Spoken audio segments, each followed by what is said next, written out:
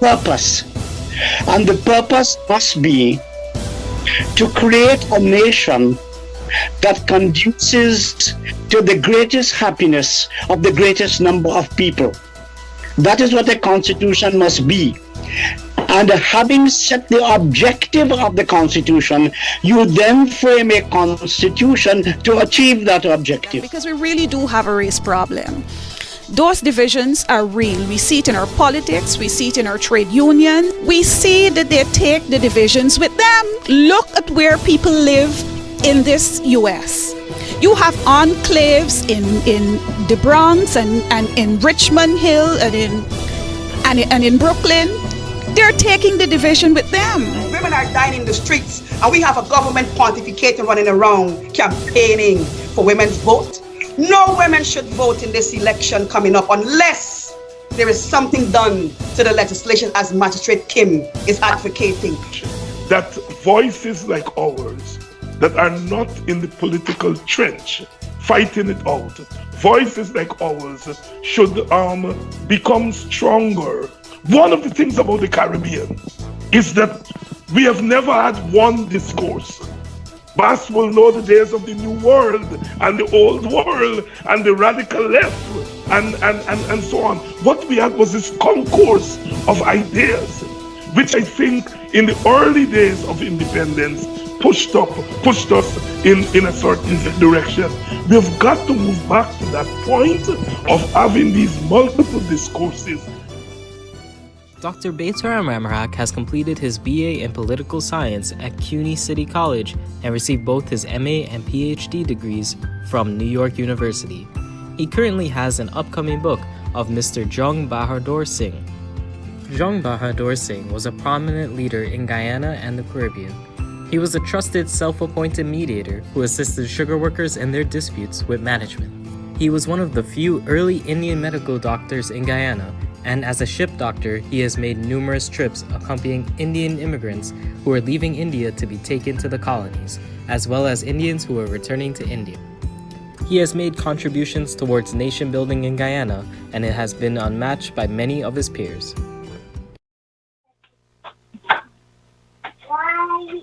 Good evening, everyone. My name is Betoram Ramharack.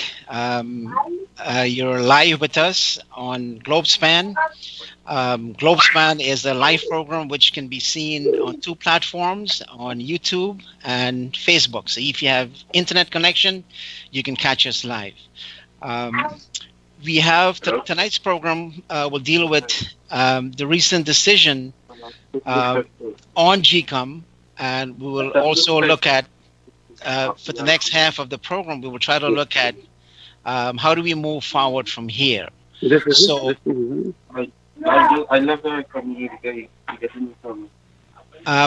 before we get into our program, I'd like to thank Globespan, which is run by Mr. Noahar Singh and his crew, which includes Devin Bissoon. We would also like to encourage you, since this is a live program coming to your homes, we would like you to, if you have any questions, we would like you to be as interactive as possible with us. And you can do so by either sending in your email, or you can also make a phone call. And I know there are also some folks who are sitting in Richmond Hill in the studio out here. So our guests tonight, for tonight's program, includes Anil Nanlal, who was the former Attorney General and Minister of Legal Affairs from 2011 to 2014. We also have with us Timothy Jonas, who is the attorney. I'm sorry, he's an attorney, but he's also the chairperson or chairman of a new political party called a New and United Party, ANOG, which is the acronym.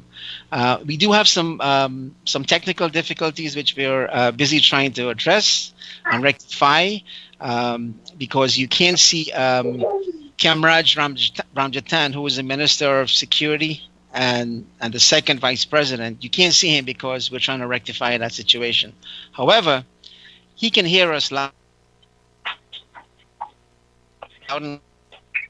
Ramjatan, hear me? Yes, I'm hearing you. All right, so he's there with us. So we have three heavyweights with us tonight. They're heavyweights because they're engaged in Guyanese politics. They've been very vocal. They're all three of them are actually attorneys. So I am the only lightweight here. So we just have some ground rules for tonight's show. If it's possible, we would like that none of you speak over each other, because we would like our audience to hear what you're saying, because it is important for them to understand, where each of you are coming from. And secondly, we will be very,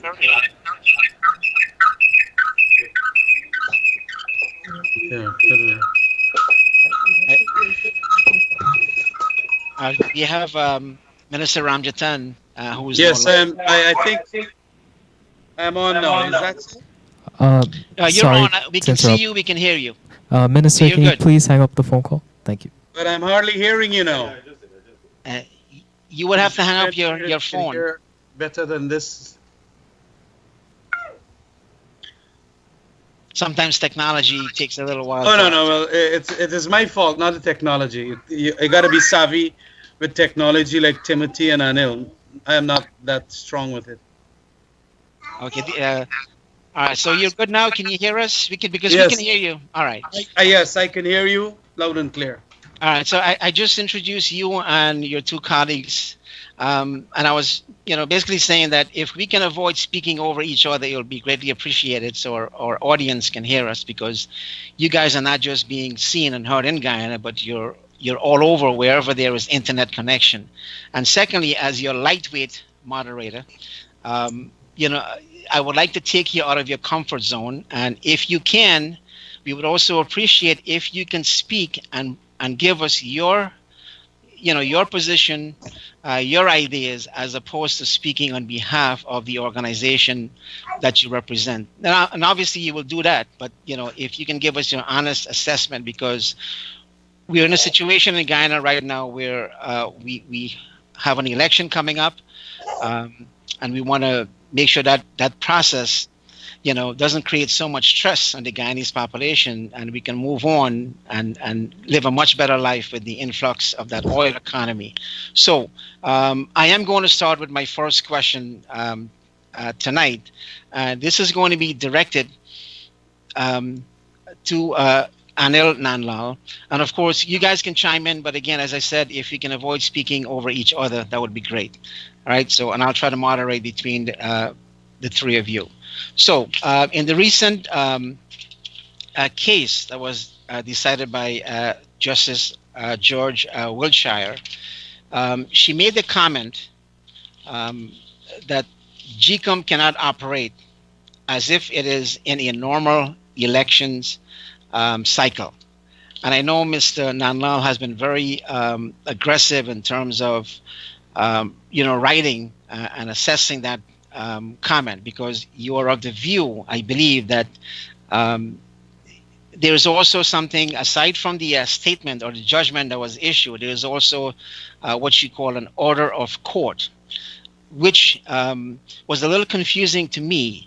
But you said basically, but I don't want to put words in your mouth. Can you clarify for us what the justice was saying regarding GCOM, and more importantly, house-to-house registration?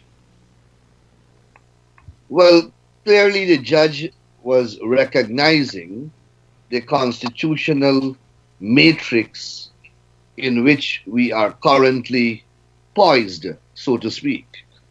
The judge was highlighting the fact that a no confidence motion was passed since the 21st of December 2018, that no confidence was validly upheld by the final court of the land as legal, constitutional, and proper, and the judge was simply emphasizing that there are consequences that flow from the no confidence motion, which are outlined in Article 106.6 and 106.7 of the Constitution.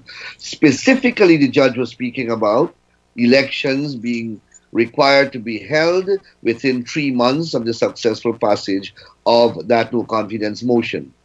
The 3 months would have expired since March 21st, and so 2019. So the Chief Justice was speaking against that constitutional reality to say, look, GCOM, you made a decision to go to house registration sometime in 2007. And then, as a matter of policy, and then in 2017, you may have made another decision reinforcing that decision. However, all those decisions were made when there was no confidence motion being passed. Now that the no confidence motion was passed and elections are long constitutionally overdue, and GCOM is bound by the Constitution, as explained by the CCJ, GCOM cannot operate as if it is operating under a normal electoral cycle. Therefore, decisions that GCOM would ordinarily have made in a normal situation, it cannot now make. That it must make decisions that are conversant and conducive with the current exigent constitutional imperatives. And against that backdrop, she was saying, look, without saying so, she said, going house to house registration, which is a long and elaborate process according to your own work plan, would not be a feasible option at this point in time. That you have to take into account this reality to which I am referring, and the Chief Elections Officer himself, in his affidavit and under interrogation by the judge of his lawyers during the hearing of the case, admitted that the elections can be held with the same list of electors extant that was used at the last election, with a suitable cycle of claims and objections. And the Chief Justice seemed to be saying this is the option that you must direct your efforts towards. However, she constrained herself by saying, look, it is a matter for GCOM. And GCOM, enjoying all the constitutional independence and constitutional autonomy that it enjoys, it must make that decision. But it must also remember that it is a body that is subject to the Constitution and must obey the Constitution. And if you look at paragraphs 113, 114, 115, and 116 of the judgment, those sentiments are expressed in greater clarity than I have just articulated. So that, I believe, answers your first question. Your second question relates to this order that I made reference to last night. Now, when a court rules, the court makes a decision. That decision is normally reflected in an order of court. And what is in writing as the decision of the court is really a chronology of the reasons by which the court arrived at that decision. But many people get carried away with the decision itself because it's elaborate, it's self-explanatory, and it gives one an insight into the thinking of the tribunal. But at the end of the day, the tribunal makes a decision which is normally reflected in an order of court. Now, the judge in this case issued both her decision and an order of court, which is not an abnormal thing. It's not abnormal. It is done, but most people focus on the written decision.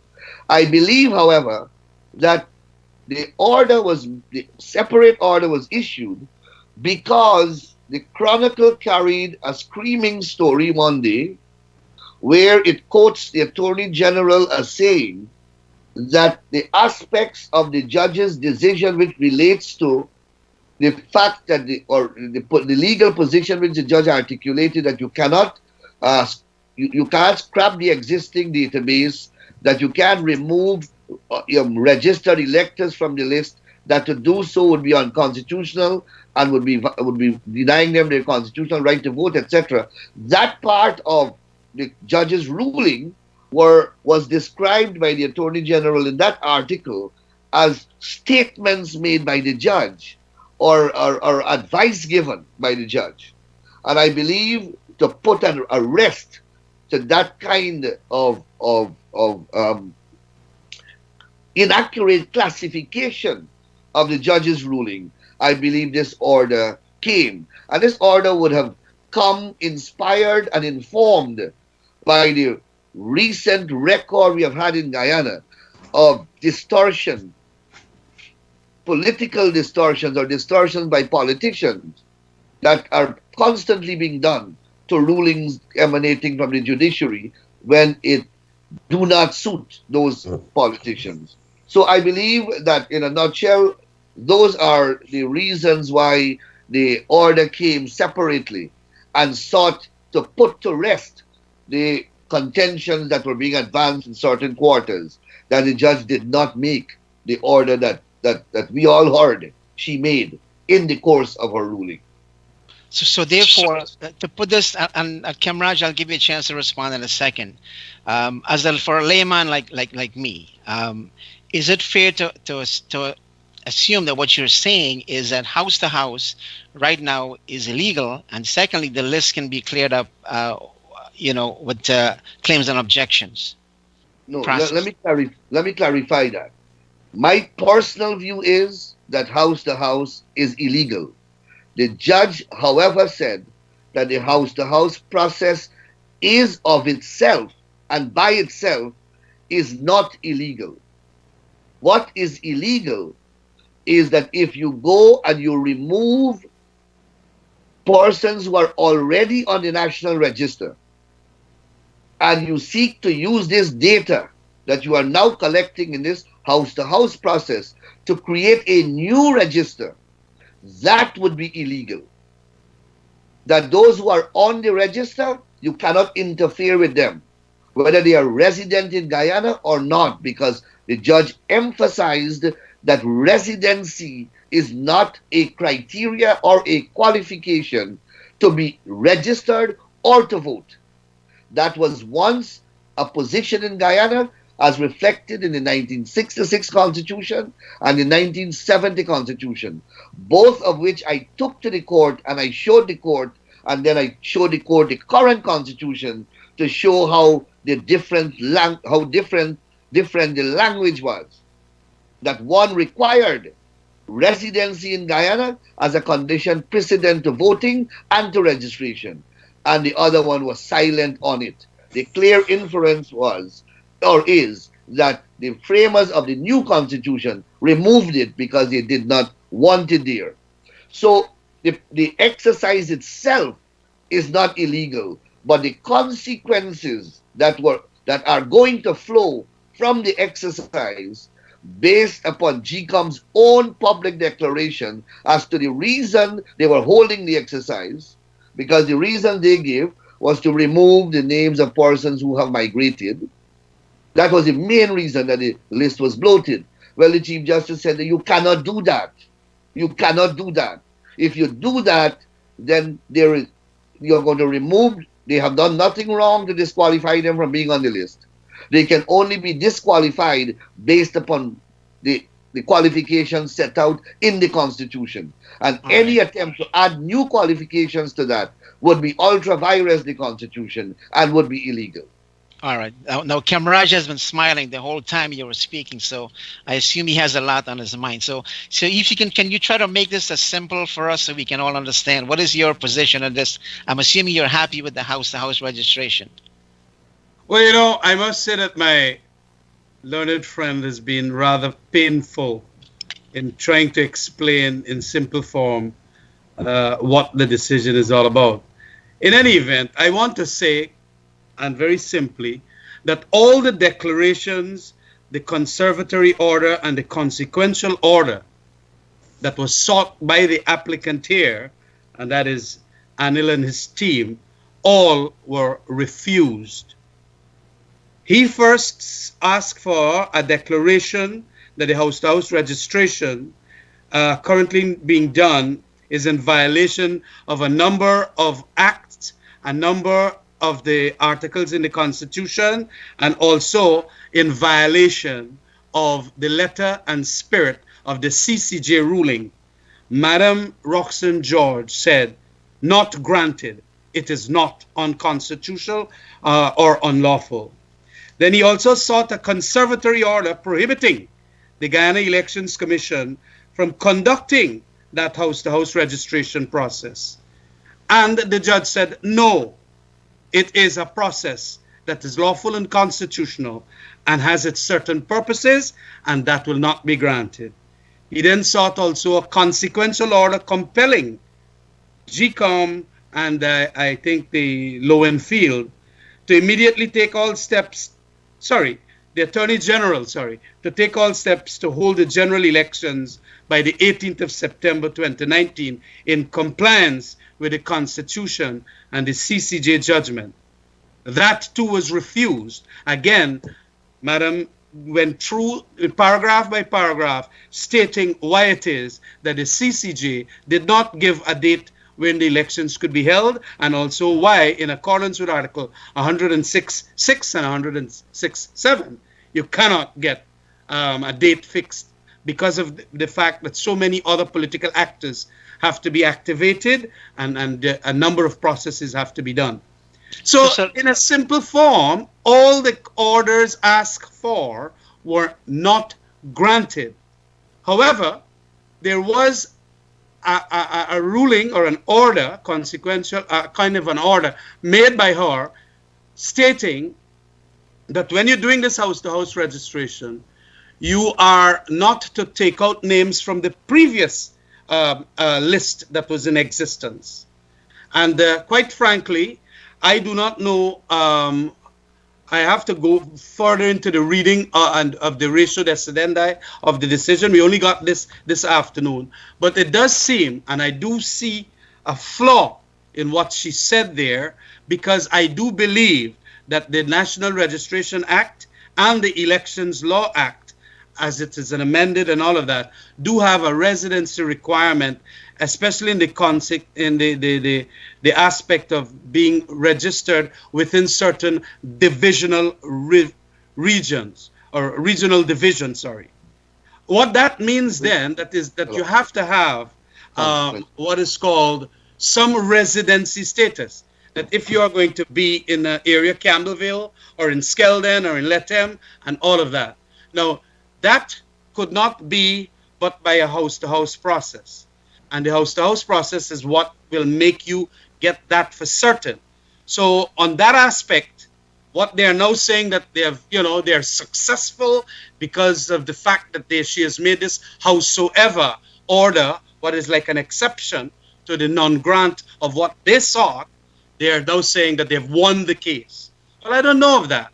In any event, these are issues that obviously have to be now decided on as to whether there should be an adding of a list that is now expired, names on that register onto the new house-to-house process. I think she also conflated the registration process with what is called the extraction of a voters list. And that is where the fundamental mistake was made. If you want my personal opinion here, Betaram, yes, and you said that at the beginning, I would have appealed that aspect of the matter. Because quite frankly, it does not seem to follow. And unless a superior court to a high court decides the issue, then I think I would be satisfied. At this stage, I believe that we cannot name an elections date, as it were, and that is what they were telling the public. And he was talking just now about how the politicians confusing the public. Who was confusing the public more than the politicians in the opposition when they were saying that the court, the CCJ, ruled that elections must be held on or before the 18th of September? Well, they have gone to Justin Roxton George. The CCJ never made that order. Now Roxton George is saying that that order was never made by the CCJ. They are also saying that the house-to-house registration was totally illegal and unlawful and unconstitutional. She has so ruled no, and so on. And almost everything that they've asked for, they have been refused. So, I had to smile whilst he was speaking, because he was the one, and along with others, who were indicating that this thing is all unlawful, illegal, and we have to hold it by the 18th of September. I want to make that clear. All right. Tim is sitting patiently in London, so I want him to give us London, Tim? his take. Go ahead, Tim. I'm 5 hours ahead, and it's actually nearly 1 o'clock in the morning in London. And my friends Kemraj and Nandlal nearly put me to sleep. You asked for a simple explanation of what the learned Chief Justice said, and what you've been met with is obfuscation, argument, and sidewind. First of all, I want to make this point as clearly as I can. In the face of this ridiculous seesaw battle between these two large parties, each in their own interest and without any concern for the benefit of the Guyanese people, Justice George has been a center point that has been solid and unmoving and has diligently done her job without fear or favor. And I wish in this forum and in any other forum to express my support, because I think that she has done admirably in the face of what can only have been enormous pressure. Now, I don't want to get into the fight that you've just heard about who did what and who said what. You've asked a question, and the Guyanese public needs to know what the answer to that question is. The law says that the list that we used to have our 2001 elections is our list. That list of elections. That is in Section 6 of the National Registration Act. So our first starting point is that we have a list from 2001. And the law says that we have to continuously update that list, which we do in 6-month cycles. We update it by putting onto that list every 6 months all the Guyanese, all the qualified folk who have reached the age of 14, and taking off of the list all of the people who have been reported deceased. So that process of continuous registration has continued since 2001 and is mandatory. That is the list we have, and that is the list we must have. And it is updated continuously. Now, there is also a provision in the Act that says that anytime GCOM wants to, it can do a verification process. And one way to do a verification process, of course, common sense will tell us this, is to go and knock on somebody's door, a house-to-house process. That house-to-house process doesn't mean that you throw away the old list, because there is no old list. We only have one list. It is the 2001 list, which is continuously updated. But you can verify it by going and knocking on the doors. And if someone says to you, oh, this person is dead, you can fix your list. If someone says to you, I've just moved here, or this person lives here, here's a birth certificate and it's not on your list, you can correct your list. You can follow that as a verification process. But you do not throw away the 2001 list, which you have been continuously updating, because that is our list under the legislation. So we should not confuse the house-to-house process by pretending that it creates a new system and a new list and you throw out the old baby and bathwater. That is not what is done. And unfortunately, that was the mistake and the misconception which was made in the application to the Chief Justice. You see, the application to the Chief Justice just asked her to declare that this whole house-to-house registration was unconstitutional. Now, that cut a wide swathe. And of course it was not unconstitutional, because the Act very clearly says that you can have a verification process. The Elections Commission has the discretion to take its list and say we want to do a verification procedure, and therefore go and knock on people's doors. There's nothing wrong with that. There's nothing unconstitutional with that. What happened, though, is that although the application was defective, in his affidavit in defense, when he came to court, Keith Lowenfield, on behalf of GCOM, informed the court that GCOM's intention by the house-to-house process was to throw away the 2001 list. So he volunteered that information to the court. And that is the stage when the learned Chief Justice had to say, look, nothing's wrong with house-to-house registration. It's not unconstitutional. The law says that GCOM can do it. They have the discretion, but they cannot throw away that list, because that is the list that the law says they must use. The house-to-house process can only be done as a verification, as a correction as part of the continuous updating of this 2001 list, which the law says is ours. It is ours to keep, and we must continuously make sure it is correct. And if we want to do it, we do so by knocking on doors. So when Renfield volunteered to the court that they plan to throw out the 2001 list, that is when the Chief Justice, having rejected the claims made by the applicant, that is when the Chief Justice then included the additional order saying, no, that you can't do that. Your house-to-house registration process must be for the purpose of correcting your existing list. Therefore, you can't just willy-nilly throw out names from the existing list unless you've satisfied yourself, as you're required to do, that a person is deceased, or a person is no longer a citizen, or a person is for some other reason ineligible. So now house to house will continue, right? So my question to Kamraj here is simply this, and give us a simple response if you can. Is GCOM an independent body, and is GCOM responsible for declaring the date of the election? This is for Kamraj. Come on, GCOM cannot declare the date for the elections. GCOM will state its readiness with the list of electors to the president, and after that, the president will then make the announcement after hearing when and around the time when they're going to be ready, and then he can make that announcement. It's the president to make the announcement of the date for elections. But the president could not go willy-nilly and get that done. He has to rely on the GCOM by stating when you're going to do whatever is being called a verification or a house-to-house that is brand new to ensure a list of electors. That is where I want to respond to Timothy. But let me ask you, is it possible to have elections this year, given the fact that house-to-house is going on? Is it possible? It is possible to have it. It is my view that yes, it is possible to have it later down the year. But if you cannot have it later down the year, I suppose it will have to be early next year. But it depends on GCOM ensuring that all the mechanisms are there for a credible elections. That is what we have been saying a long, long time. And all manner of opposition politicians have been saying, no, it has a certain date that the CCJ ruled. And Timothy was saying that I am obfuscating when saying that. I am not obfuscating here. It is the truth. That some people were saying that it has to happen before a certain date, and I have been going through this every time that I'm on your program here, Globespan program. I've been saying that.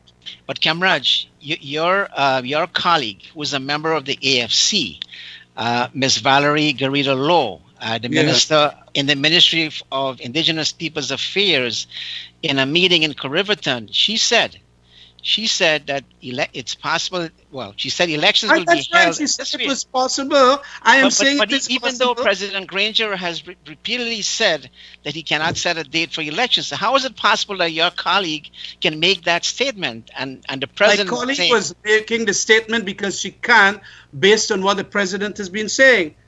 The president is saying that if the GCOM indicates that they will be ready by the latter part of the year, there will certainly be an announcement of that date around that time.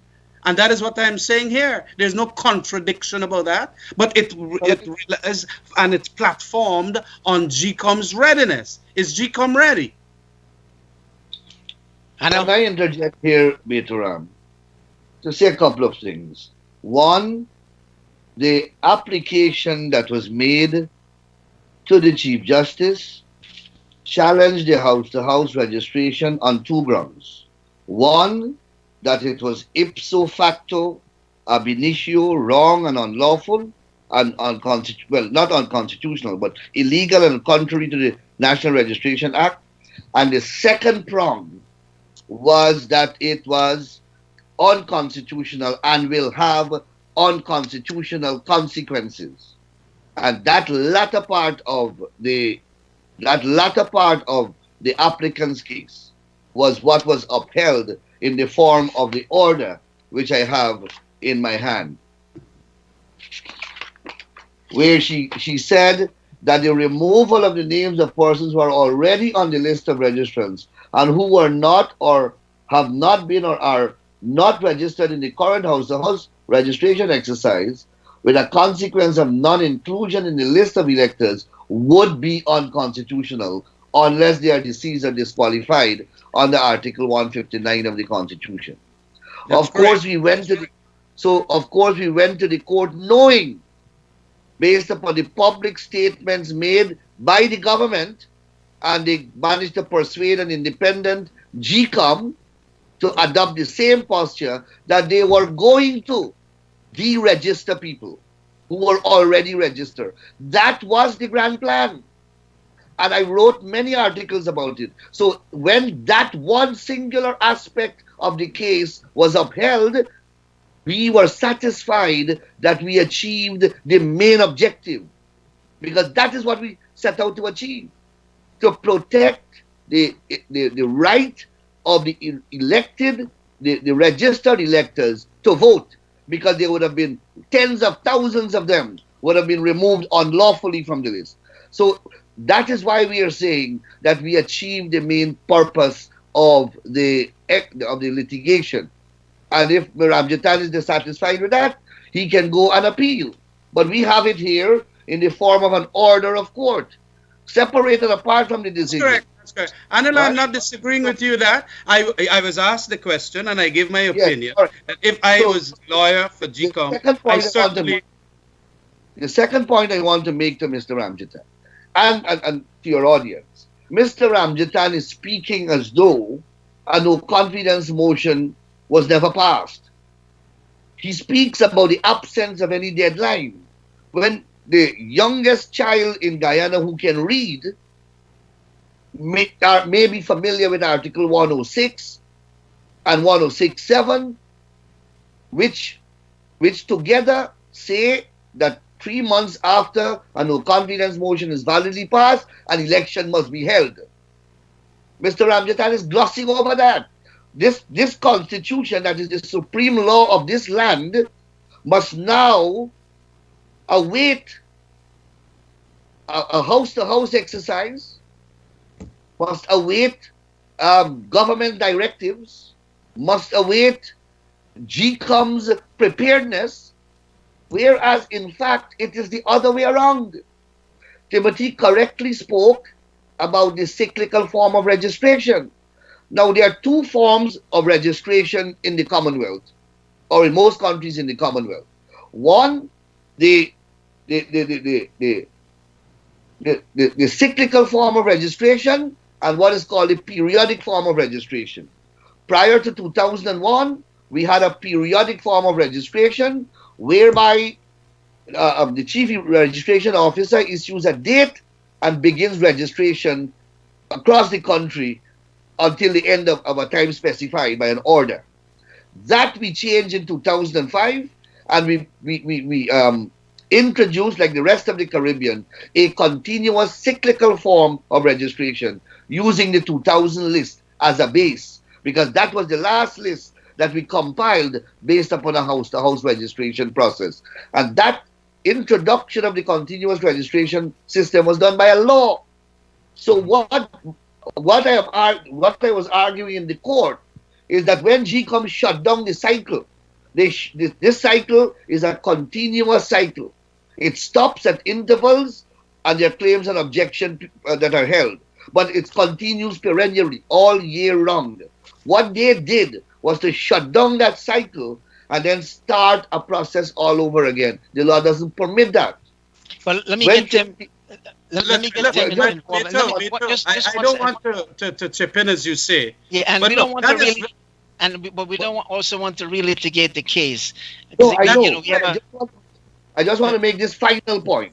Okay, quickly. At the end of the day, Betoram, at the end of the day, there is a constitution that has to be obeyed as the supreme law.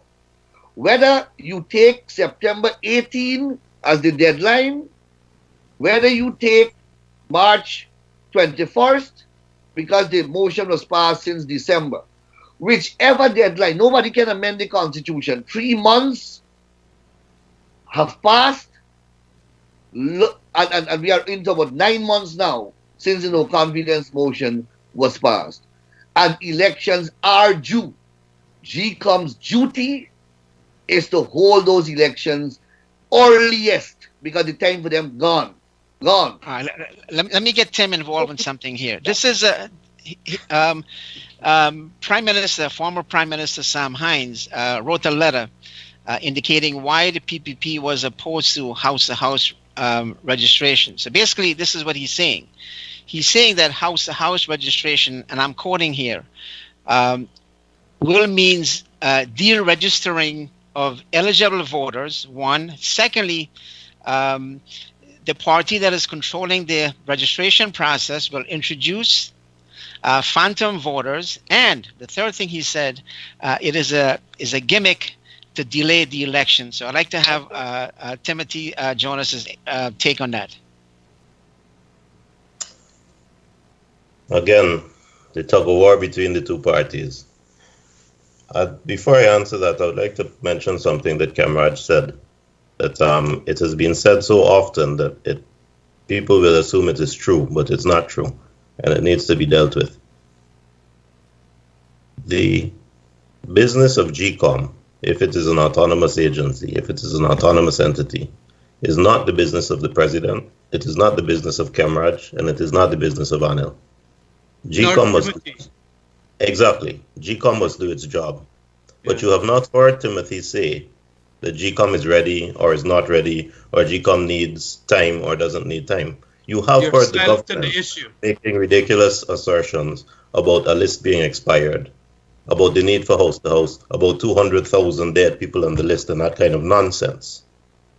We've just heard Kamraj say that the president needs to wait for GCOM to indicate that it is ready. So he's putting the cart before the horse, when the Constitution makes no statement about that. GCOM needs to be ready, and it's not anybody's business, including the president's, as to how they do their work. What the president needs to do is what the Constitution tells him to do, which is to call elections within 3 months of the no confidence motion.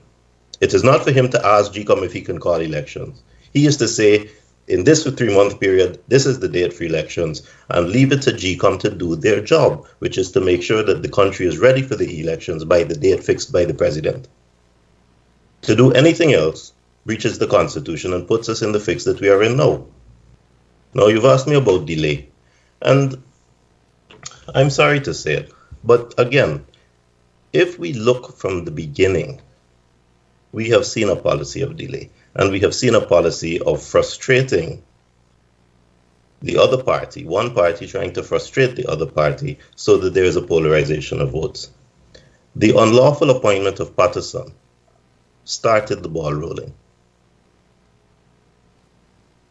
President Granger was presented with 3 lists of names which I agree, some I would not have put there, but on those 3 lists, he had credible, reputable people of high integrity and professional competence. Kashir Khan, Tani Husti, Joe Singh. He had people that would have garnered the trust and confidence of the whole nation, and he rejected 80 names and unilaterally and unlawfully appointed Patterson. It took over a year for the courts to decide that that was unlawful, going all the way up to the top. After the no confidence motion, the coalition government began the ridiculous argument that 33 is half of 65. I will challenge Kamraj in this forum to tell me if he personally believes and holds to the view that 33 is only half of 65. And yet they carried that nonsense all the way to the CCJ, so that 7 foreign judges had to tell Guyanese what a majority of 65 is. Now, if that's not the had 2 Court of Appeal judges, Timothy, that said that 34 was the majority. Now, part of Mr. Moderator, part of what you're doing is to ask people not to interrupt. No, but you're saying that those 2 judges were ridiculous.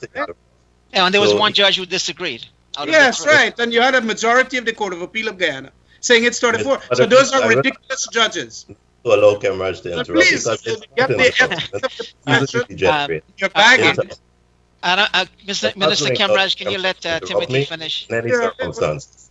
No, but you don't. So do I have your permission to continue, Mr. Moderator? Because I will not allow Kamraj to interrupt me. All right, I'm going to kindly ask Minister Kamraj. You'll respond. Please don't call ridiculous our Court of Appeal Chancellor. Ridiculous argument. She It upholds is your call, Mr. Moderator, but Camraj is still interrupting.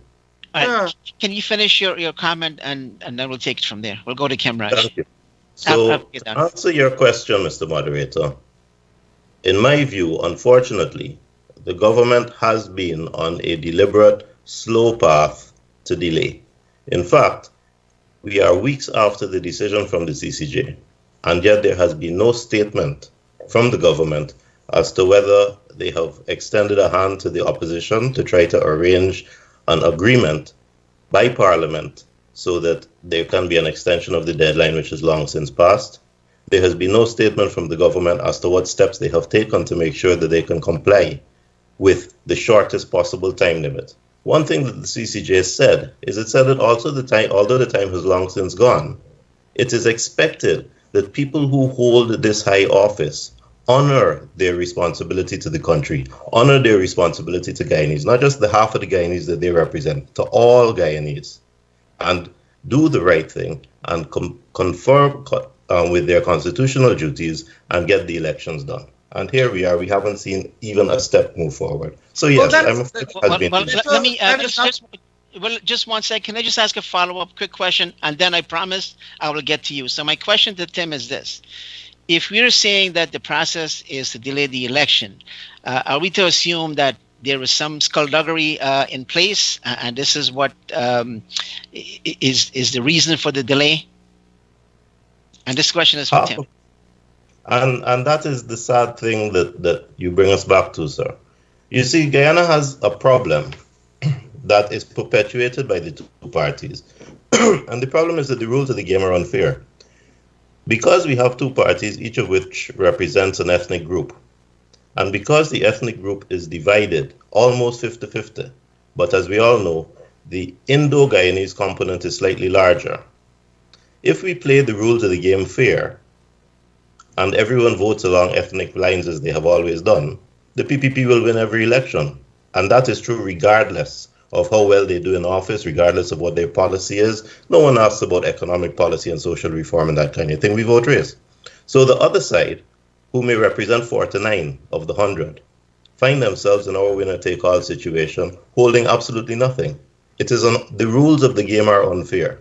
So you ask me about skullduggery, but I have to say to you that if the rules of the game are unfair, we have to fix it. We need a system of inclusive governance. The sad thing is that one party believes, the PPP believes, and I think they're right, that in a fair election in Guyana right now, they will win.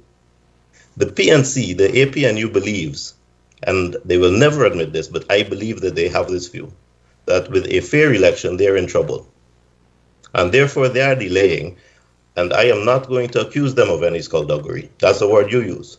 But they are delaying, hoping to see some light at the end of the tunnel. And all of this is premised on an unfair system because both sides, when in power, want to take the winner take all, hold all the power, and represent their one half of the constituency while happily looking at the other half who have nothing. The system has to change, sir. Let me get Camraj to reply. And now just keep in mind, I have a bunch of questions we want to get to outside of GCOM. So let me get Minister Camraj to respond.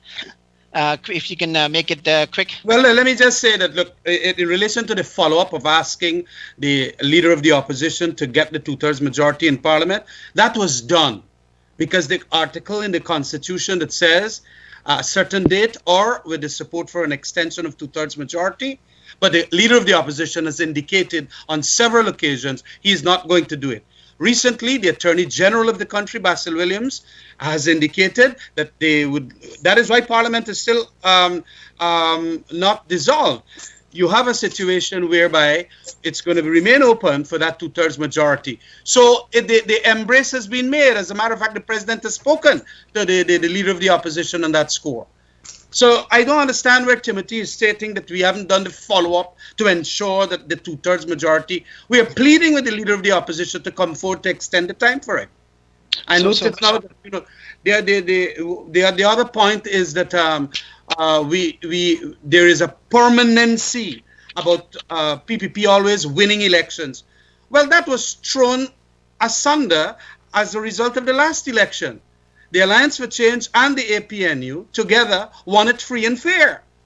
So, I mean, it will always be close in this country as a result of the the combination that we have now against the PPP. But the PPP used to feel, I don't know what Timothy is laughing about, but it was proven the last time that you had another government in a free and fair elections that won and came into government. So, you know, he's trying to avoid the question. I don't know. You ask him if there's going to be skullduggery. Why didn't he just say no, there will not be skullduggery? Or yes. But he's gone on to say that the rules are unfair. That's the constitution that we have. All right, Mr. Anil, do you think this government and the cabinet, think the cabinet and the president should resign? Now, I'm happy that Kemraj ended by saying that is the constitution that we have. And all we have been saying is that obey the constitution. And we have been doing that. Well, where is the election? Where is the election? We are waiting on the credible list to be there. Would you tell him the rules? Oh, gosh. Well, according to Minister Garrido Law, it should be held by the end of this year or sometime this year. Well, there are 3 points I want to make quickly. Timothy, not September 18th. Yeah. Timothy, this is not critical of Timothy, but I want to make this observation, and it's a tragedy. Timothy highlighted accurately a few very important struggles that we have to go through. The challenging of the chairman of GCOM. We said from the beginning that he was unlawfully appointed, and then followed by the no confidence motion, when they refused to recognize it and they challenged it. It was one political force in this country that have been prosecuting a case of constitutionality and keeping this government on track as far as we possibly could have. And it is the PPP government in the court system and everywhere else. But others who are not similarly engaged have the luxury of, standing afar and say, you see the two parties, how they're getting at each other and how they're gnawing and fighting and grabbing. That is the problem out there. That is not the problem out there.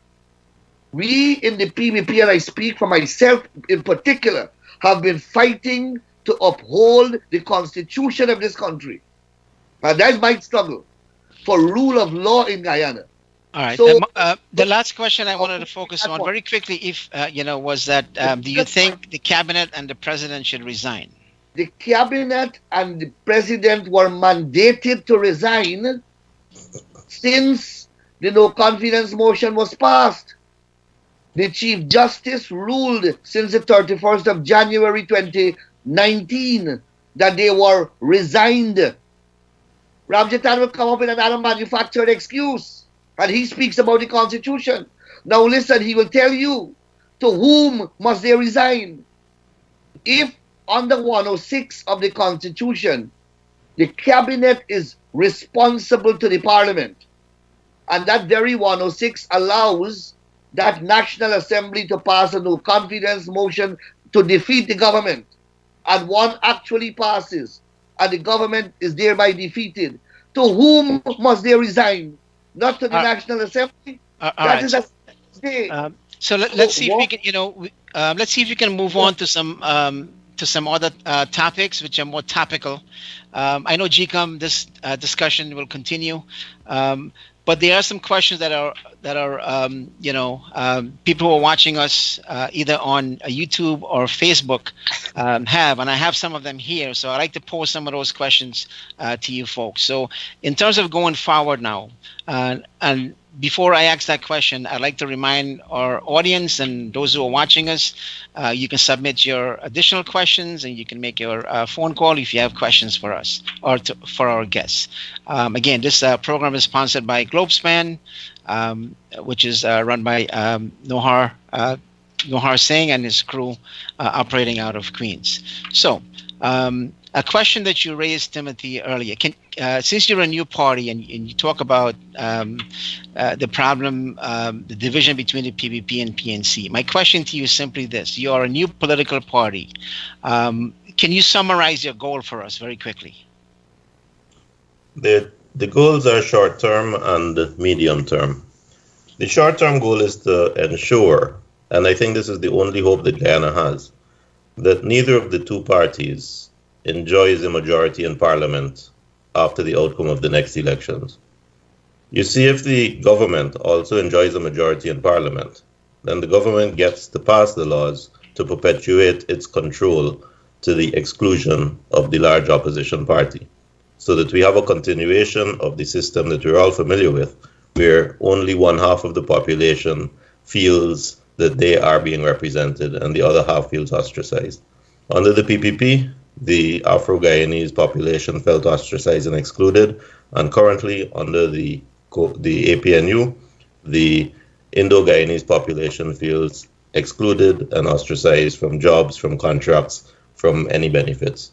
So that will be perpetuated and will last forever if after the next elections, one of the two parties also controls Parliament. So the short-term plan is to use the swing vote in Parliament to ensure that there is fair implementation of projects, fair implementation of policies, and to make adjustments to existing legislation so that a de facto inclusive system of governance exists, so that on the various boards, the EPA, Central Housing, GEA, the various state-owned companies such as Chronicle, GPL, Gaiwa, both sides are represented on the board, and the largest third party in Parliament has one member on the board, so that there is a true sharing of decision-making, and both the whole of Guyana feels as if they are represented by the decision-making processes of the government.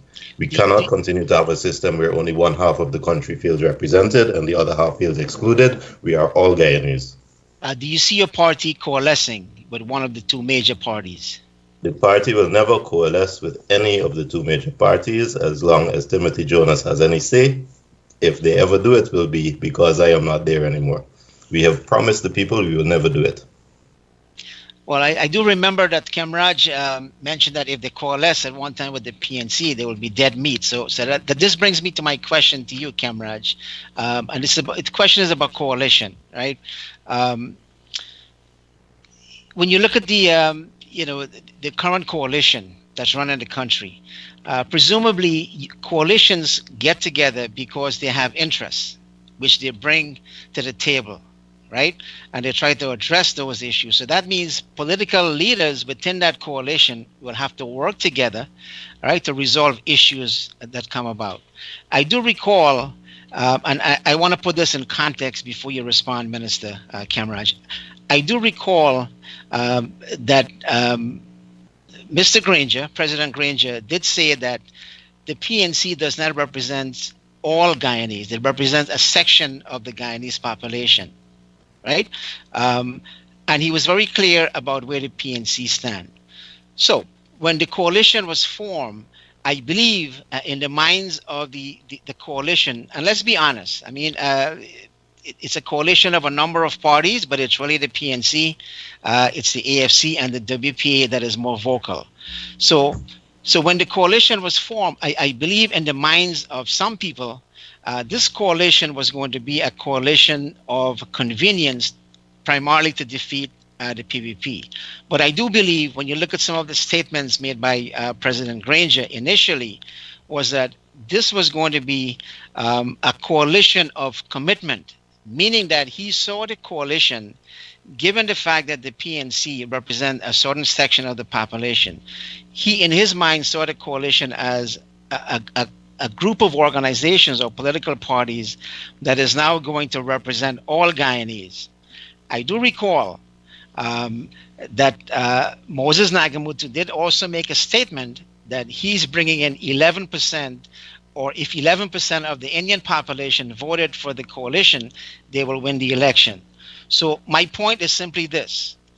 If the AFC presumably was going to represent the Indian population, and you have the PNC representing another set of the population, why is it that you, Kemraj Ramjatan, representing the AFC, does not address the Indian issues, for instance, the firing of the 7,000 Indian workers and so on, whereas you have the PNC being flanked by the WPA, you have David Hines, and you have other organizations like ACTA making a representation to represent Africans. And there's nothing wrong with that. So, but my question to you is, why isn't the Indian interest, if presumably you are part of a government of national unity and you want to promote, a working relation, why is it that the AFC cannot demand or speak the same language or represent the interests of Indians?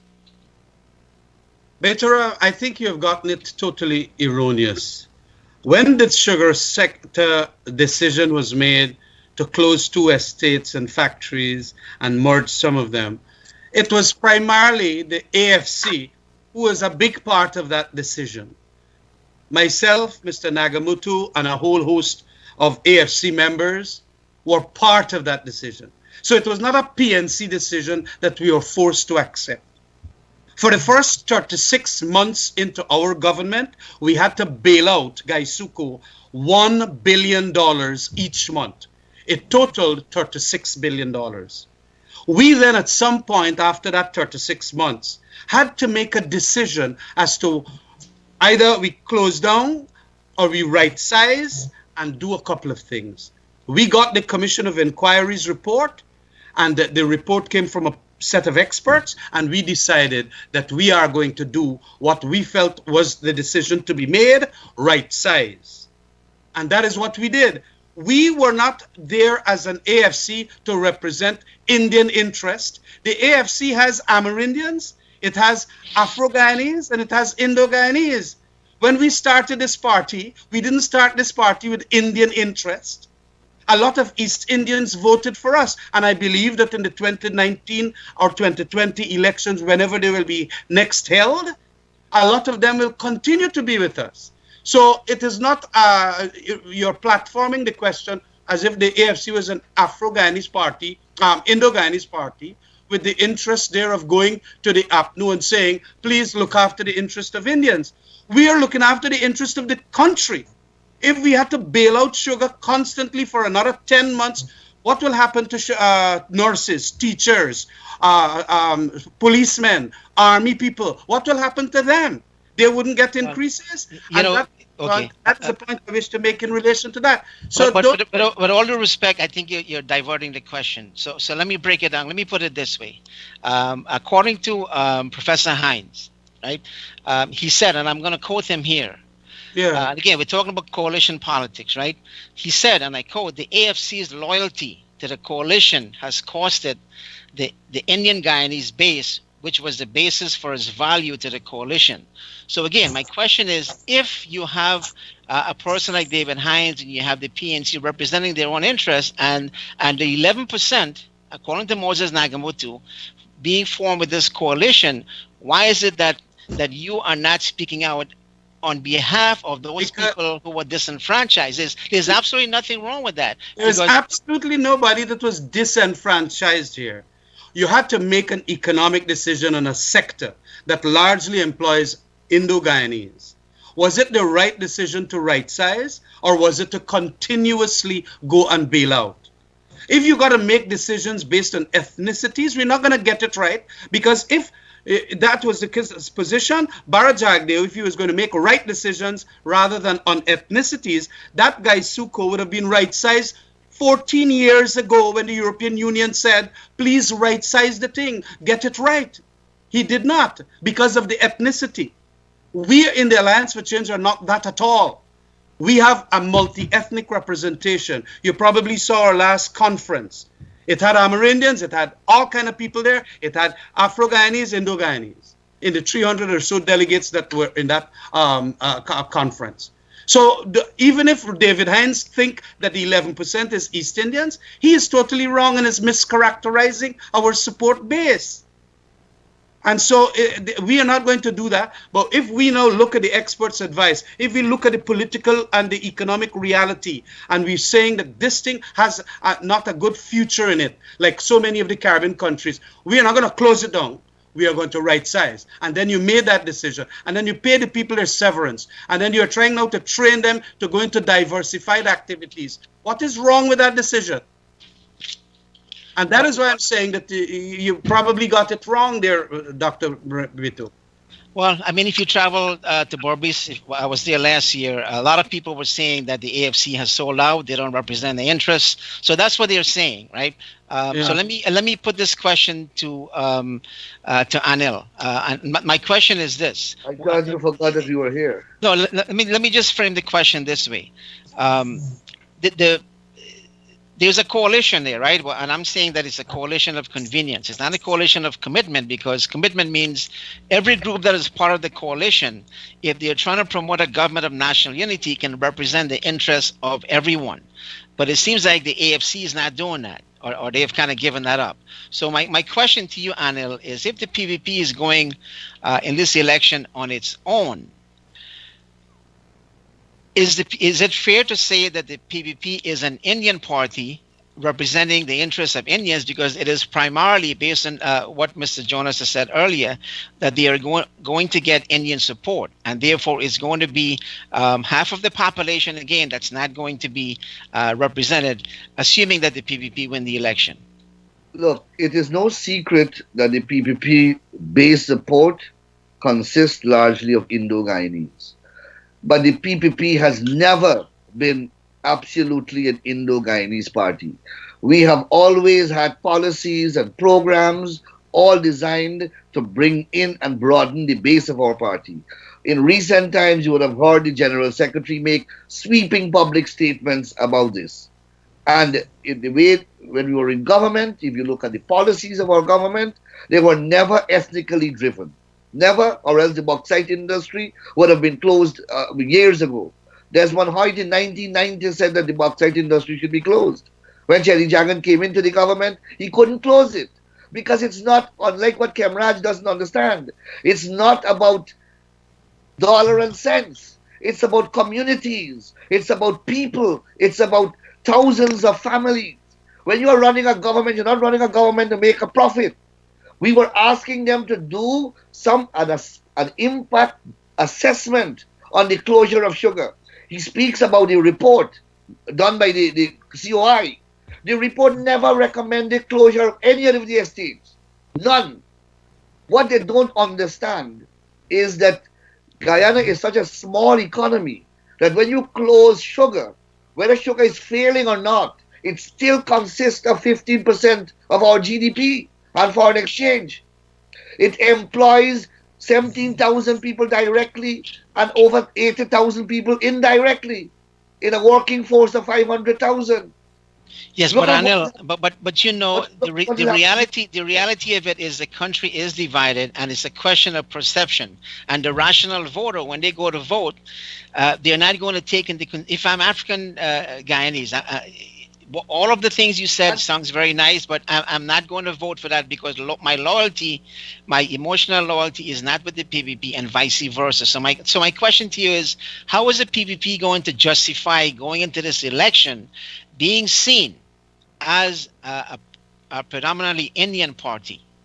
The PVP has been, over the past 5 years, 4 or 5 years, the party has been doing a lot of work in non-traditional PVP areas, and we have been bringing in huge support or rewards from those endeavors, and we will continue to do so. We are not going in as we may go in the election as a singular political party, but we are going to have alliances with many organizations, different interest groups, etc., that will ensure that we continue to be as broad-based as a political party as possible in a multiracial and a multi-ethnic society. Now, the coalition did say, and this is for Kemraj, that in the first 2 years there will be constitutional reform. We're beyond the 2 years, so when are we going to see constitutional reform? Well, it's hardly likely to see it in a caretaker status or an interim status now. But certainly you're going to see it in the next administration. The consultation we had started, Nigel Hughes, I think, had headed that team, and we had started a process of dealing with the method of we were going to do it. It then went back to Parliament. but then it got stuck in Parliament. And then a number of things happened, like the no confidence motion and a couple of things even before that. So that stalled the process. But constitutional reform is going to be a big agenda item for APNU AFC government. We had a number of things that this coalition government managed to do. Maybe not the constitutional reform, although it had made a start. And that is one. We had 2 local government elections in that 4-year period. We had the establishment of the Procurement Commission, the reconstitution of an integrity commission. All those things are very important. Apart from that, which are the administrators' work of ministries, getting bridges, getting the security sector improved, so many other assets in relation to the security sector, health sector, and so on, that you would normally do during a 5-year period. But indeed, as you would say, we have accomplished a number of things. And I've just listed a couple of them. We can go on to list a number more, but indeed, you will come back to constitutional reform, and that got stuck. But we are going to move on with them in the next government. If you're watching us live on YouTube or Facebook. Our topic today was GCOM and the way forward. So my next question is to Timothy Jonas. What makes you think that your party, which seems to be honest with you, it seems to be a party of elites and intellectuals. Where exactly are you going to get your support from? And do you really think, because, third parties have not really been very successful in Guyana's politics. The WP, obviously, during the times of Walter Rodney was an exception. So where do you think your support will come from, and what makes you think that you and your party will have a major impact? There's a wonderful development that's happening worldwide, and it's being felt in Guyana. And that is one of the reasons that our symbol is the cell phone. In the information age, people are becoming clued up. People are seeing the reality. They don't have to blindly read the Chronicle, which was the only newspaper that the PNC used to allow in the country way back when, or read the Mirror, which was its opposite, that periodically would publish something. They have access to real information, and they're recognizing the reality of what is in Guyana. With everything we have, we're the second poorest country in Haiti. The reason is not lack of ingenuity, lack of creativity, lack of work ethic by Guyanese. The reason is poor leadership. And we have poor leadership because the 2 large ethnic parties are not answerable to their voters. Their voters vote based on ethnic affinity, not based on results, not based on economic policy, social policy. They don't ask their leaders and demand from their leaders good results. They vote for their leaders because of the ethnic affinity. And that has led to a vicious cycle of incompetence and corruption that has put us where we are. More and more Guyanese are seeing this. Camaraj made a good point, and he was right. When the AFC was created, the timing was perfect. And the AFC made serious inroads because there's a growing number of Guyanese who are recognizing the harm done by the 2 large parties, recognizing the harm done in the system, which is unfair, and which the winner-take-all system, which necessarily results in the exclusion of half of the population when one party wins. And those voters, those discerning voters, flocked to the AFC. But there was one exception that Camaraj didn't understand, and I think he still doesn't understand. Whereas the PPP voters are loyalists, the PPP own those votes because of ethnic affinity, and the APNU own their votes because of ethnic affinity. There is no ownership of the votes that went to the AFC. Those votes were by voters who are discerning and were asking for results. And those voters have been betrayed and have been totally disappointed and disillusioned in what has happened. And they do not blindly follow. They want results. And we are in Guyana we're seeing a growing number of discerning voters who are rejecting the old ethnic alliances. It's with the middle class, with the youth. We found it with the women folk are rejecting the ethnic alliances. and are saying we've had enough of this. We don't want to hear about Uncle Chelly who died how long ago, or about Mr. Hoyt who died how long ago. The people we are seeing now are corrupt. The people we are seeing now are incompetent, and we've had enough of them and we need a change. And it is my view that the Guyanese vote is becoming more discerning, he's becoming more sophisticated, and she is going to make a statement to the two large parties that we've had enough. Well, what say you, Minister Camaraj? Even Freddie Kissoon in a recent column said that, echoing the same thing that Mr. Jonas is saying, that the AFC had a golden opportunity, but it has now turned into it's meshed into the PNC, and it seems like it's actually, I think he used the word fraud to describe the current AFC, because you're a totally different party now, which is fused with the PNC. How would you respond? I disagree with both Timothy and Freddie Kissoon on those score. That is left to be seen in an elections that will be held. We are going to go back as a coalition. If the coalition win, we will by that time also know how UNOG or Fed Up or the Amerindian Party, the other third parties, about 3 or 4 of them, what they will do. I'm going to wish them the best.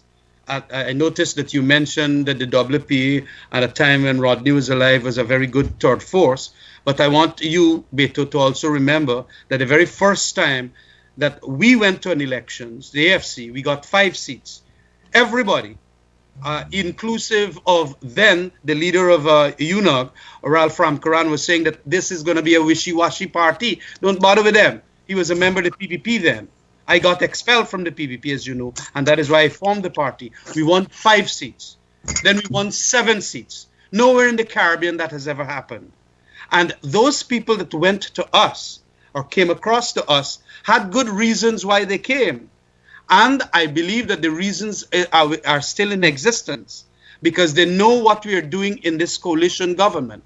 The right decisions we are making. We control, I think, 7 or 8 ministries. And to the extent of the performances of our ministries, they know what we are doing in a coalition government. So it is not that we have not performed. We have performed, the AFC ministers. And like the APNU ministers too. And so we are going to get back that chance again. I am absolutely certain when it is called.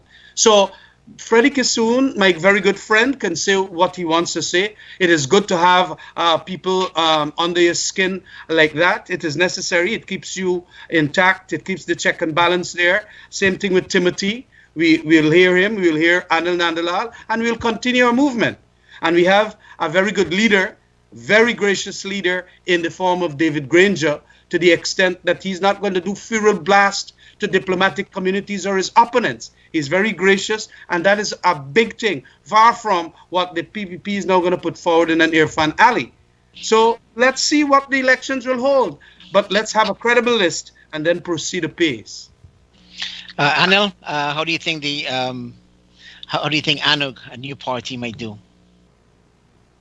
I don't see ANUG doing much work. I don't have an appreciation of their support base, where their strength lies. I am uninformed in that respect, so I can't speak in relation to ANUG. But what I do know is that the ordinary working people of Guyana, Afro-Guyanese and Indo-Guyanese, who may have supported the coalition government, are completely disenchanted with them. It is a known fact or recognized by the people of Guyana that a few only have benefited from the coalition government, a selected few and their friends and so on. And that is why a large number of Afro-Guyanese will shift away from the PNC and the AFC, and a large number of Indo-Guyanese who are with the PVP are coming back. I talk to them every day. Kamrad Ramjatan knows that. He was in Berbice over the weekend, and he can tell you how many people listened to him. 12 people at Corriverton, and there were more protesters there at the meeting. But, I mean, I don't know whether you want to disclose all of that, but that's the reality on the ground. And that is so also when the APNU people go into Buxton, for example, and go right into Pleasance and Golden Grove. Because you know what? They are only going now. They're going now. They were not going 4 years ago. And the people are not stupid. Timothy made a very important point. We are getting to be an educated electorate. And people are comparing. You see, when the PUP was there, you had heavy incumbency. They didn't understand any other party. They never lived under any other government. So, they were accustomed to the PUP. Well, the PUP is not there anymore, and they got the change that some of them clamored for. And you would have heard them yourself, Ramharack. You dwell with the Guyanese electorate a lot, and you would have heard them complain. They wish the PUP was in power. And with this that you're going through now, economic part of the economy, because every one of the productive sectors have declined, every single one of them. If it was not oil on the horizon, I don't know what would have happened to this country, because of the devastation that have taken place over the past 3 years. But importantly, look at how they are tearing away at our democracy.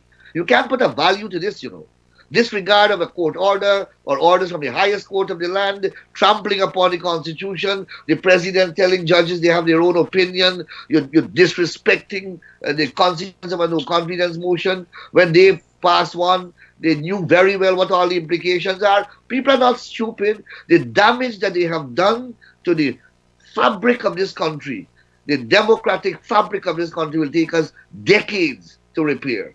And let me ask how close we are to the end, because we are descending every day. You will note that Kemraj Ramjatan, as a minister of the government, has not issued a single statement or made a single statement that one can interpret as positive towards the holding of an election or constitutional compliance. And that is their mode of denial, every one of them.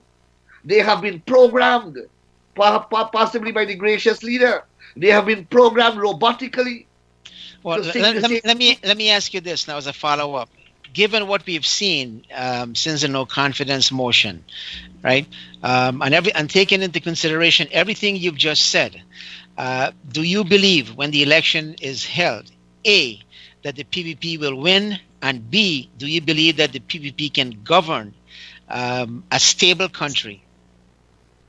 I believe that the PPP will win, and I believe that the PPP will govern. I believe that the PPP will make some serious inroads into traditional APNU, PNC constituencies. We are seeing it every day. Tim, how would you respond to that? I partly agree with what Anil said. The incompetence of the present regime, I think, is something that is difficult to hide. Kemraj himself, I hate to point to him, but I have to. As head of security, I think he must be embarrassed about the crime situation and about the absence of any new policy, any new directive. He cannot show a single change in police tactics, a single breakthrough that has been made in any crime ring. All we have is increased crime, increased violence, and increased problems. But where I disagree with Anil, is that Guyanese voters have learned a hard lesson. The lesson they learned is not just a 4-year-old lesson. They've learned a lesson from 23 years before that. And that is a lesson of corruption and venal greed. And when they look at the people who are there, who are being presented to them as the possible leaders after the next election cycle, they are remembering those days. So you have incompetence, yes, on corruption from the present regime, but you have incompetence and gross corruption, flagrant corruption from the previous regime, and the voters have not forgotten. So it's not as cut and dried as Anil says. We have a caller who would like to pose a question, so I am going to send this back to the producer.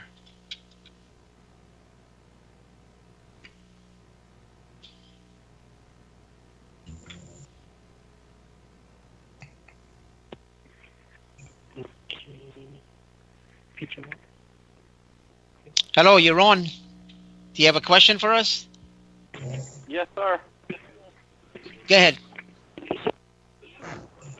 Why is Mr. Nandalal clamoring for elections when his party did not hold local government elections for 20 years? Why didn't GCOM shift into election mode following the no confidence motion? Why wait 8 months to start households registration? Mr. Ramjatan, if perchance the AFC has to go to these elections alone, how many seats do you think you will get? Mr. We're Jonas, coming. you're new, so I hear you the rod.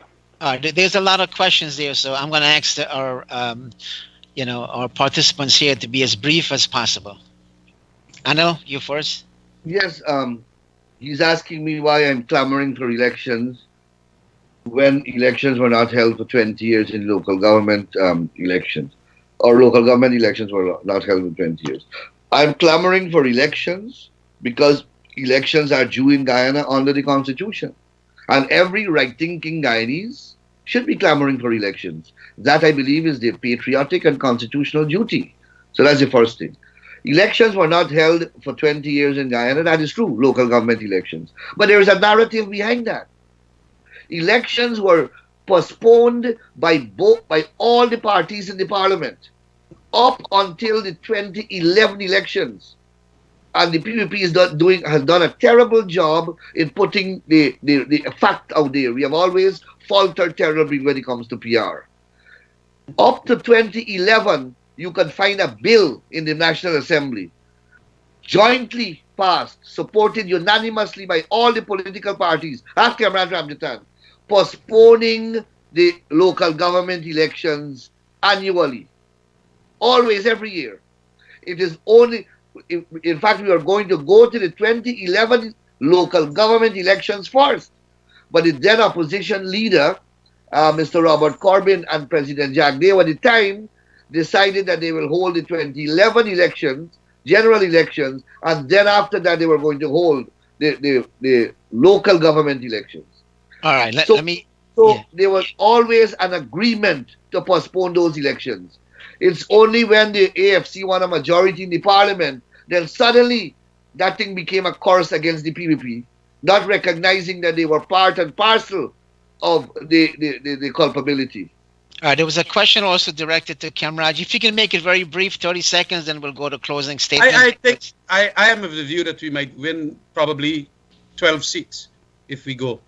Is this you're saying the AFC will that's win? Right, yes, that's what I'm saying. So that means the ANUG is not going to win anything. I thought you were going to share that. Yeah. Well, that is what you feel. No, the question was if we go alone and not with the coalition with APNU. That is what I feel. Okay. We had gotten 5, then we got 7. I think that, and then we combined with APNU and we put the government of the day, PPP, out of power. So there was a growing degree of support for the Alliance for Change. And I'm going to answer very frankly that we are. That is why one of the reasons that I negotiating in the Cummingsburg Accord asked for 12 parliamentary seats. And we got it. And I believe that notwithstanding what happened at the local government elections, which is always lowly supported and engaged in by the citizens, 38-40% of the people vote. That is why everybody now then just throw away the card and say, well, look, AFC is worth nothing. A quick question. A question. A number of other people. Now, Kamraj, Minister, do you think you or Moses Nagamutu will be the prime ministerial candidate? I'm just curious. I believe I will be the prime ministerial candidate. I've been duly elected at my party conference, and I would have hoped that in the PPP, I had started a process in the PPP so that they will do it by a constitutional reform process of doing it at a conference. But So we can just ignore what Mr. Harman says about Moses being royalty. Moses, that is how you interpret Mr. Harman. Harman was saying that he's going to bypass the process of the AFC. I didn't get that at all. But there again, there is where you're going to get the misinterpretation of what Harman said and all of that. The trouble is that it is quite categorically the position the AFC will select the prime ministerial candidate in a combined state, meaning the coalition status. Okay, indeed, we have done that in a democratic process. We haven't done that in a kind of elitist process that you got an Irfan Ali from. So we'll continue to watch the process. So now we're at the end of our program. And I would like to invite all of you to make a closing statement in less than 1 minute. So first, we'll go to Timothy Jonas. I found it interesting what Camrad said. He's right. The AFC did have a large following of independent voters, people who have risen above the ethnic voting. I was one of them. Camrad will remember when he started the whole process. He consulted with me. That's true. And I expressed great enthusiasm for the AFC. And before ANAG was created, a letter went out to the AFC from ANAG saying, you had promised constitutional reform for inclusive governance. It was part of your campaign mandate in 2015. 3 years later, we have seen nothing. And unless you take some steps, guaranteed steps for that constitutional reform, we will have to form a party and go to the people directly. There was not even the decency of an answer to that letter. And that is why ANOG is here, going to the people to say, we need an inclusive system of governance where all of you are represented. We can no longer tolerate a system where one party wins all, and therefore only the friends and family of that party enjoys the sweet, while the other half of the population is ostracized and excluded. We need to fix this. Unless we fix this, we will continue to have race voting. We will continue to have this cyclical elections, hatred, and mutual suspicion. That has to change. And that is what ANOG is here about. We are here for all Guyanese. It is time to stop ethnic-based politics in Guyana. All right, Anil, got less than a minute. Yes, I want to advocate for the Constitution to be obeyed. We have an elections that we have to go to. It is long overdue. The government is finding one reason or another to delay. We have a new chairman in place at GCOM. That chairman, or we were told that the GCOM was awaiting the decision of the Chief Justice. That decision is now available, and still there seems to be no movement. I understand that there are meetings, and the Secretariat are coming up with all sorts of reasons to delay the elections. And you know, that is the primacy right now. Everything else that Timothy talked about, I mean, there's a lot of talk about constitutional reform. Camraj promised constitutional reform, the AFC, within 100 days. That was the APNU promise. They have done nothing. What they did, Nigel Hughes did some kind of report, which no one has ever seen. They were in control of the parliament. You know, they took bills and passed bills one day, 3 readings, but they were unable to push the agenda for constitutional reform. So it was not genuine. That promise to constitutional reform is not genuine. And if we are going to reform the current system, I beseech all those who are advocating for constitutional reform that we have some kind of sensible discussion, we examine the proposals. You notice constitutional reform is a politically sexy term. A lot of people love to invoke this term, but they never tell you what it is. What are you reforming to achieve? How will it work in our current context and in our current legal system?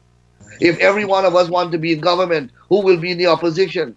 Who will be there to scrutinize the particular government of the day? These are issues that nobody wants to address, but they love to speak about constitutional reform, which is a good thing.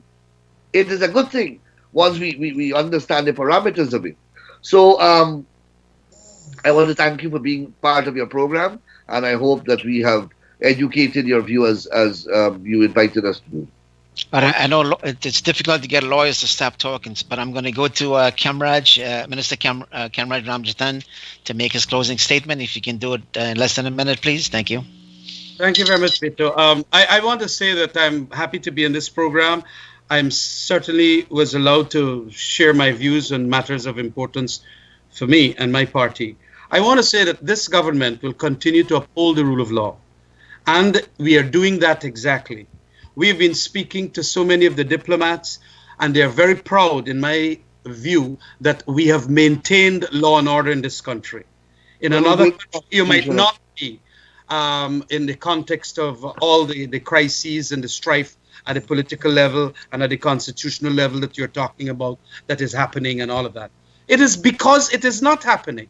And as I have mentioned just now, they went to the courts to asking the court that this thing is illegal, that is unconstitutional, elections must be held on a certain day. And the court said, no, it cannot be.